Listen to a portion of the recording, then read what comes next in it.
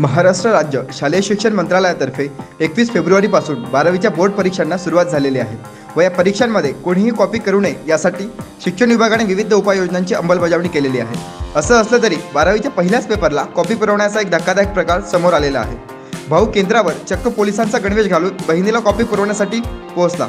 हा प्रकार अकोला जिल्ह्यातील पातूर शहरातल्या शाहबाबू उर्दू हायस्कूल येथे उघडकीस आलेला आहे। या परीक्षेदरम्यान काल दिनांक 21 फेब्रुवारी रोजी चक्क पोलिसांचा गणवेश धारण करून या केंद्रावर कॉपी पुरवण्यासाठी आलेल्या बनावट पोलिसाचं सॅल्यूट करताच बिंग फुटलं व हा संपूर्ण प्रकार उघडकीस आलेला आहे। बनावट पोलिसाचे नाव अनुपम मदन खंडारे असे आहे।